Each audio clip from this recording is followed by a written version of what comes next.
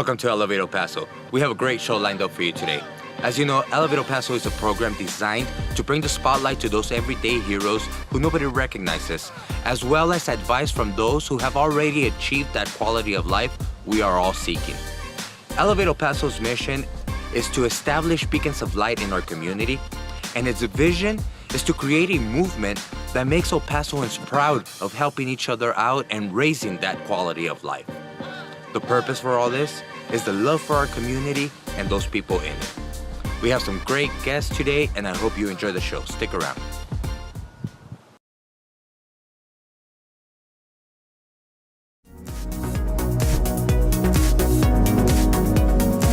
Visit Glow and Tanning Boutique for your highest experience in luxury tanning and the latest technology in town.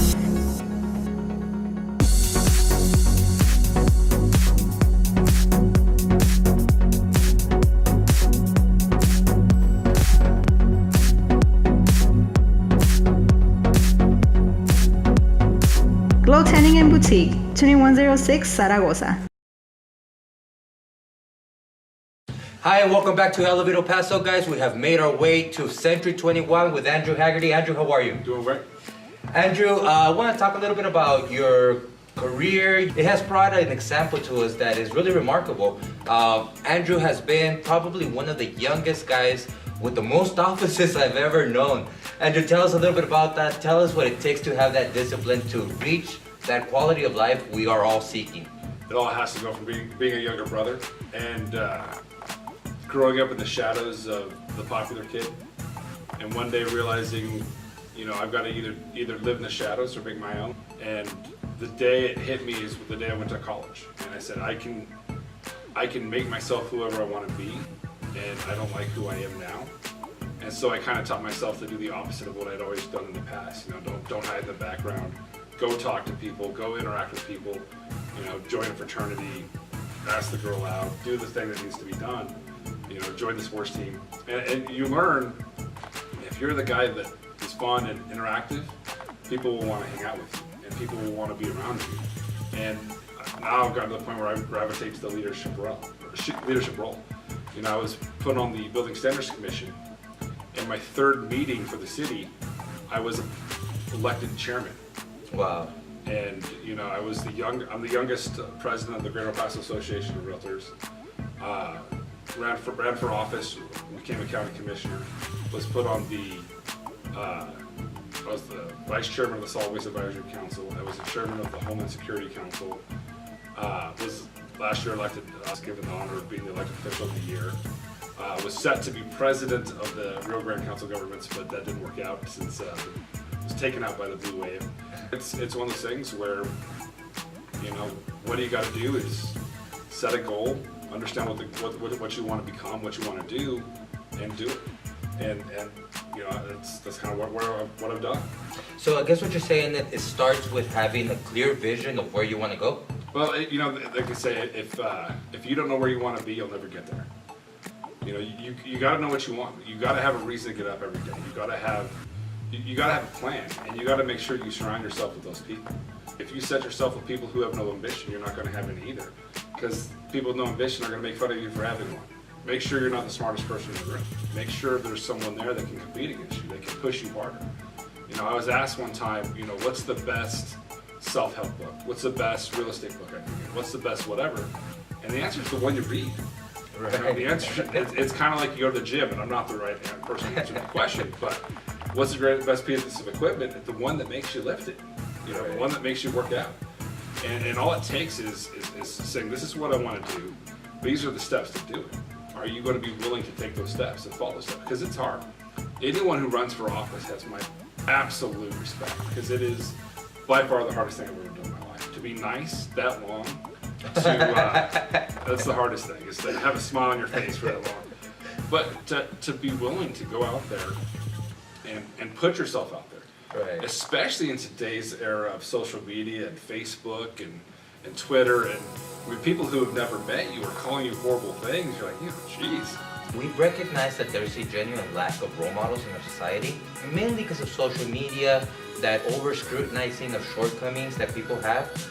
In a situation where you're faced on the public eye all the time, how is it that you're able to maintain that character and be able to maintain that straight and narrow? There's a saying that I love. You used to be famous for being special, and now you're special for being famous. So you got to understand the difference. Every vote I took in office was the same way. If I can't go home, look myself in the mirror and my kids in the eye and say I did the best I could, then I'm doing something wrong. And there were some votes that really upset a lot of people. But anytime I would sit down and say, this is why I voted, they would usually, well, it makes sense. But people were, well, why didn't you it would have been easier to just vote for it. And the answer is, if I'm going to vote for something because it makes me look good, because it's easier, then I probably shouldn't be here. And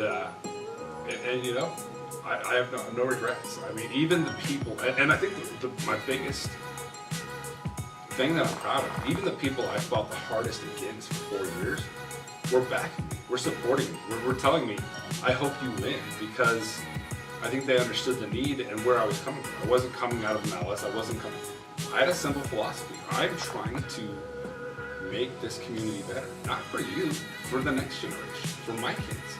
I want El Paso to be a place where my kids grow up that they want to stay, they want to improve. And if you have that goal and you do it right, you're going to upset people.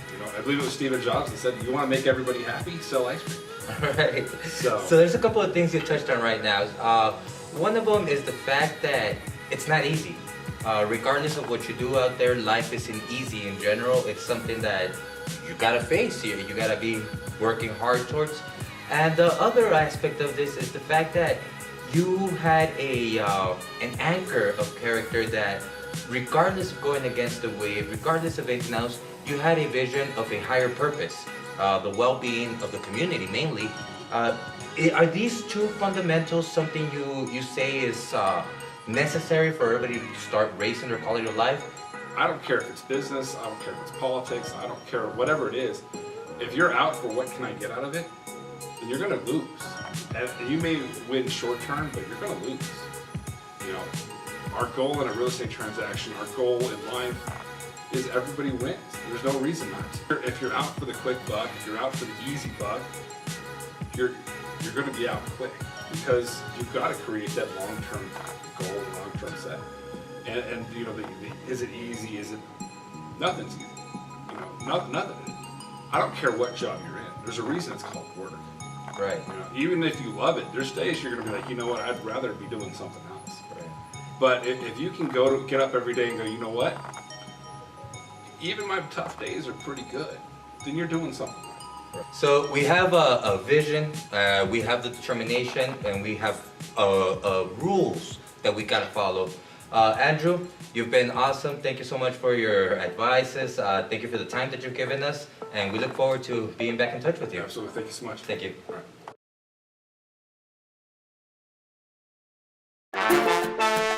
Zumbini with Michelle, the best bonding experience inside Manero's Dance Academy, 1035 Belvedere Suite 100.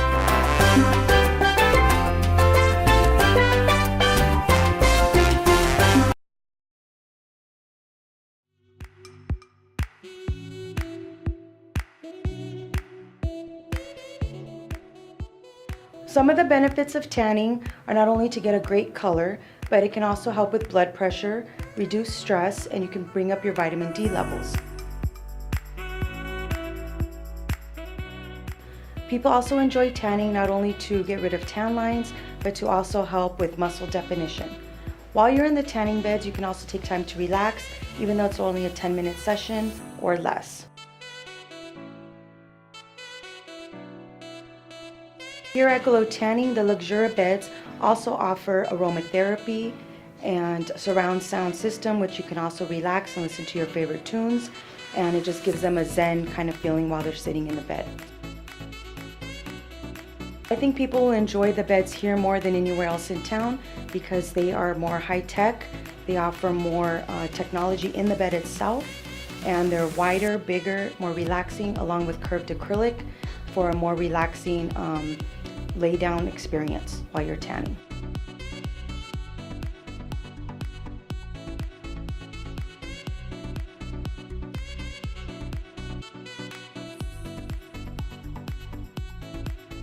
We invite anybody to come here to Glow Tanning to try out our new beds. We can also give you 1 session free so you can experience the Luxura bed.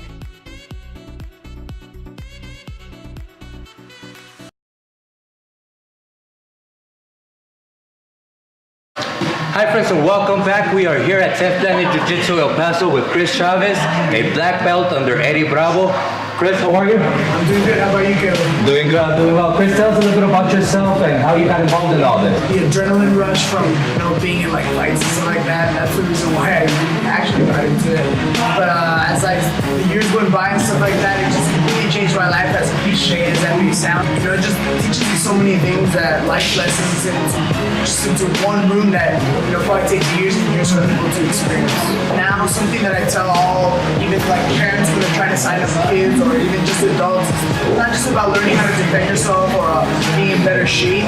It's just under the stressful situations that you get caught in here when someone's trying to choke you out or catch you into an arm bar or something. The way to go about these things is not necessarily be explosive and like go crazy, because then that's when you start acting with emotion and making the situation worse. You have to be calm during that chaotic situation, think things through clearly. And as times went by, I started, being able to apply those things that worked for me effectively during the match or during the fight into real life situations where you're under stress. If someone, there's an altercation or a misunderstanding and someone's going crazy yelling at you, and instead of you, going with emotion, start yelling backward, eventually you guys you don't get anywhere. You gotta think clearly, try to rationalize and be strategic. But it's kind of like a training ground, kind of like a matrix where you're putting yourself physically and mentally into very, very high stressful situations, and you learn to just go about it and know that eventually these bad situations will pass and you'll get back into good situations. Like I said, every day you have grown men or grown people trying to hurt you or choke you out and stuff like that. And after a while, people try to tell you something verbally, just like kind of like put you down and stuff like that. Everything is just like It doesn't phase you. It doesn't phase you. It's just like whatever. And then deep down inside, you're kind of like, I know I can punch this guy out. So, Chris is also a professional MMA fighter, and I've seen some of those sessions where, to be honest, it blows my mind how he's able to keep his cool. Really briefly, we're almost out of time here. Tell me a little bit about what the thought process is to be able to keep breathing and you see this guy coming at you and still be cool. Well, first of all, you gotta know that person's trying to, kill you or hurt you just as much as you want to do them. So, know that you gotta be focused, 100% focused, and be 100% mentally there. That moment in time is where it's at. I've heard, wiser than me people say there's two demons in life: our past and our future. And when people start to focus too much on our past and our future, then we're not living in the moment. And living in the moment is where you're the happiest. If you look at all the professional athletes and stuff like that, they're in that moment for a long period of time, constantly. So that's one of the reasons that they are as successful. And I believe that's the best note to end this in. Get in the zone and live in the moment. Thank you, Chris. Hey guys, we're here with my buddy Juan Gandara. Juan has been a jiu-jitsu wrestler for several years now, and he's got a very inspiring and motivational story that he should share with us. Juan, how are you, buddy? Good. How are you doing? I'm doing well. So I've been doing jiu-jitsu for going on 8 years now. I wrestled for 2 years prior to that. I was actually undefeated at 2-0 prior to my accident, which took my arm from me. Yeah, so last year, 2018 was turning out to be a great year. It's the year that I went professional, and I was going on 2 victories, planning for my 3rd fight. And I took a little break and went on vacation to Puerto Peñasco, Rocky Point with my family. Out there we were having a good time, and on an off-roading event I made a small mistake which caused us to roll over and ended up in me severing my arm. Well, a lot of things have changed in my life. First off, some of my goals and aspirations. So I had it in mind that I was going to be the UFC World Champion, and I gave myself a short timeline for that. I had a lot of momentum, and I had very high hopes for that. So when I lost my arm, I came to the realization that that was no longer an attainable goal, and I had to adapt with the situation. And this happened, and it spiraled my life out of control, but a lot of things are still within my control. It doesn't mean that my life kind of lost purpose. I'm finding purpose in so many different things. Even jiu-jitsu, I'm still practicing jiu-jitsu. I'm still trying to compete with the best. and I'm trying to be one of the best.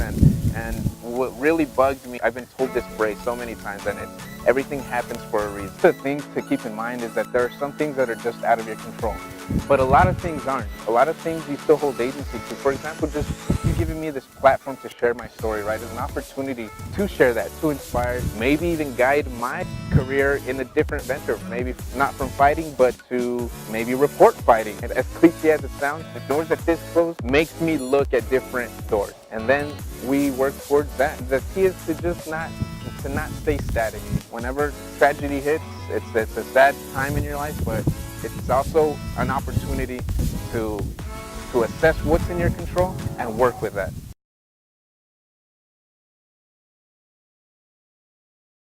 Dance El Paso, let's dance! LAT Studio offers the ultimate dance experience in both East and West Side, with classes in ballet, jazz, and hip-hop. Dance is one of the best ways for kids to channel that boundless energy after school. And if you really want to get serious, you can also join one of our competitive dance teams. Register online at latstudio.com and receive your first month absolutely free. Or call us today, East Side off Pelicano or West Side off Remcon. See you there. All right, guys, we are down to the last segment of the show. This is the part where we elevate our soul, and we are here with Rabbi Zeidman. Rabbi, how are you? I'm great. How are you? Doing well, Rabbi. I know that there is much wisdom in you. There is much knowledge that I know that we could share with our audience. The whole idea here is to be able to find a way for everybody, regardless of where they are, to raise their quality of life. And so my question to you is, from a Jewish perspective, what practical things could anyone do, regardless of the conceptualization of God, to elevate their life and show gratefulness for where they are now? Well, the place that we start with in Judaism is from a sense of who we are as individuals in the larger world. And that begins with a sense of being created in the divine image. When we read the book of Genesis in the Torah, in the Hebrew Bible, it talks about how each and every one of us are the same. And we are worth the same, and we amount to the same because we're all made in the divine image, and our souls are all of equal merit and equal worth. And so when we encounter the world from that perspective, when we look at the people around us, the people we love, and the strangers around us, and acknowledge a sense of sameness, it can help us to appreciate the world around us and what everyone has to offer to make the world a better place and a holier place for us, a special place. And it also helps us to have a sense of gratitude and gratefulness for where we are and who we are, because it allows us to see what other people are putting into this world and how where we are has been a part of the work of so many other people around us. And so we believe that so long as we have a high conceptualization of the most perfective self we could think of, and we respond to life from that point of view, we will always have an incremental growth. And this brings us to where if we feel that oneness, that means that we are in a way abiding by those universal laws and creating our own life with the rest of reality. Is this something that you feel Judaism teaches? Yes, absolutely. We talk a lot about how, or Judaism really teaches us that we're supposed to be very self-reflective, that we're constantly working on ourselves and trying to become better and better. The sense that perfection is out there, but just beyond reach, and that we're constantly, we talk about a spiral, right? We're constantly spiraling upward, trying to get a little bit better. And, in Judaism, we work on a yearly calendar. And every year we're supposed to encounter our own souls and do a bit of soul work in the fall during the high holy days, Rosh Hashanah and Yom Kippur specifically. And the idea is that when we come to the fall at the beginning of the Jewish calendar year, we can look back and see how we've progressed. And the hope is that we've just taken even an incremental step forward on becoming better people, wholer people, more grateful people, that we're then working step by step forward, and that naturally has an impact on the world around us as well, on the people we love and the people we care about. We're having an impact on them as we become better for them and for ourselves. And so I've heard of a concept that the word prayer itself comes from a Latin term, not so much a Hebrew term, which is more of a plea. And I've heard that in Hebrew, it's more of a introspective conversation. So it's not so much begging a God for a solution, but more like sorting it out with divinity within, and then going out and taking action to answer the prayer yourself. Is this something you could expand on a little bit more? Sure.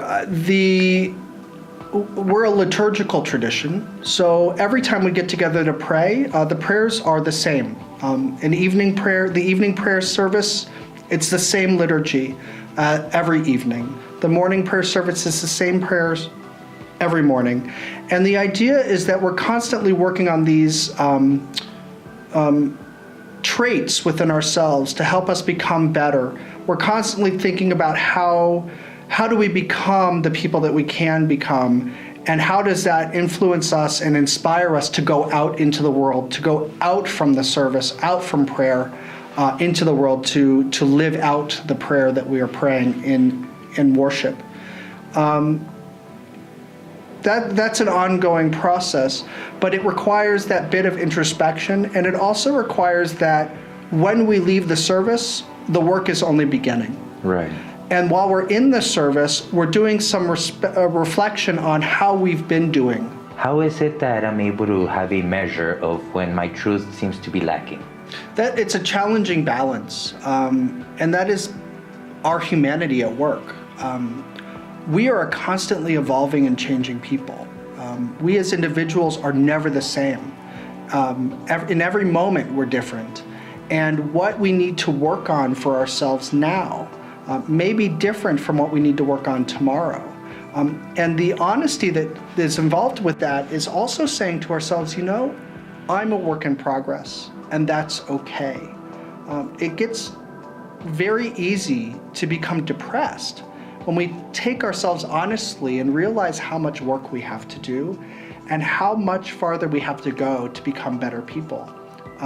We make mistakes constantly. And so Judaism also teaches us that we're made in the divine image, and we have a certain bit of goodness and holiness within us, and we're not supposed to become self-hating or to denigrate ourselves just because we're human. And so that piece of it is really important, because otherwise, if we really take an honest look at ourselves, it becomes very easy to become really disappointed in who we are and how we act in the moment.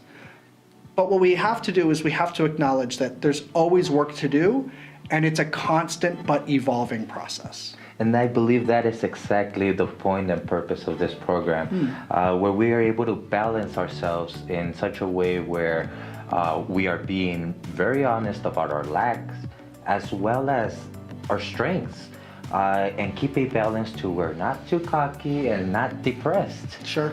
But yet be able to keep that momentum moving forward. Rabbi, before we go, is there anything specifically that you would like to let our audience know, any advice in regards to being able to just change your perspective? Oftentimes we talk about how if you want different results, you need to do different things, but the routine doesn't seem to break. Is there any advice you could give us on that? Where do we pull that strength from? We pull that strength from our own faith traditions. We pull that strength from taking opportunities to be self-reflective. We live in a world which allows us to ignore ourselves and our own work that we need to do to a large extent of the time. We can be as busy and as focused outside on other things as we want to be. And taking that time to be self-reflective is the start. Whether for you it's meditation or attending worship at the a house of worship of your choice or your tradition, your background, whether it's taking time to study this kind of topic from a philosophical perspective or from a religious perspective. I would contend that it really starts with allowing yourself to take the time for yourself to do the work and then to move forward from there. And that is exactly what it's all about. Rabbi, thank you so much. Thank you. I appreciate the time and your advice, and I look forward to being able to do this again. That would be wonderful. Thank you. Are you living or are you existing? Existing is when you let something bad happen to you and you don't do anything about it simply because you're just there. Living is different. Living is when something bad happens to you, but you do something about it. You pick yourself back up. You might be wondering why you don't have control over some of the things that happen, or whenever you're happy, something bad happens and why that happens, but you do have control. What you focus on, you choose. If you want to focus on the negative, then you're going to attract the negative. If you want to focus on the positive, then you're going to attract the positive. Your response to the situation is under your control. If something bad happens, there's always going to be something bad that happens, but there's always going to be something good that happens with it. You can focus on everything that's bad, but you could also focus on everything that's good, because there's so much good in this world. It's not just bad. The beginning of living is the end of your comfort zone. This is Kersten Lara on Elevate El Paso Teens. So, are you living? Thank you for staying with us, guys. It was wonderful going in there and getting everybody's advice from different perspectives on what little things we could do to raise our quality of life. Without a doubt, I believe this show's theme and everybody's advice seems to lie around our perspective and our way of thinking. And I believe that's exactly what we need to do and what this show is all about. Changing that perspective, getting us to think in a higher way, getting us to think beyond what the immediate situation is and being able to advance beyond it. It's up to us to react in a way that is edifying to us. It is our life and it is up to us to do what's beneficial for us. Remember, guys, if we want a different life, we need to start by doing different things. We aren't perfect, but we are perfectible.